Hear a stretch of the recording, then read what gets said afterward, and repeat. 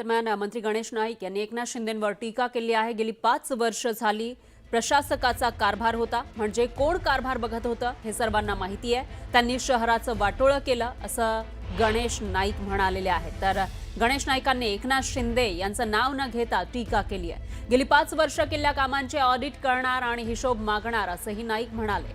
पालिकेच्या 3000 कोटींच्या ठेवींवर डल्ला मारल्याचा आरोप सुद्धा नाईकांनी केलाय। या 5 वर्षामध्ये जे काय वाटलं झालंय तर ते प्रशासकीय कालखंडात झाले आणि त्याचं नेतृत्व कोण करतात हे तुम्हाला मी सांगायची गरज नाही। म्हणजे दुसऱ्याकडे बोट दाखवताना भान ठेवा। इथे काही लोक बोलतात की नवी मुंबई वरून दिसायला सुंदर आहे, आतून ती घाणेरडी असं इन शॉर्ट यांचं म्हणणं आहे। अरे पण ती 5 वर्ष नेतृत्व कोण करतंय त्या शहराच्या खात्याचं? तुम्हीच करता ना।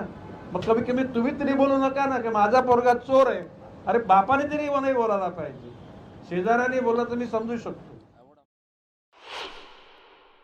जी एफडी मोठ्या प्रमाणात तोडण्यात आलेली आहे, 3000 कोटीची एफडी महापालिकेची होती, त्याच्यावरती डल्ला मोठ्या प्रमाणात मारला। नाही, मी तेच बोलतो, 3000 कोटीचा डल्ला मारला। 800 कोटी परत म्हणजे शून्य करण्याची त्यांची इरादा होता। ज्याला मी आक्रमक झालो त्याच्यानंतर ते थांबलं आणि आता पुन्हा साधारणपणे 1800 कोटीपर्यंत 1000 कोटी आपण वाढवलेले आहेत आणि साधारणपणे 3-4 वर्षामध्ये 3000 कोटीपर्यंत मॅच करू।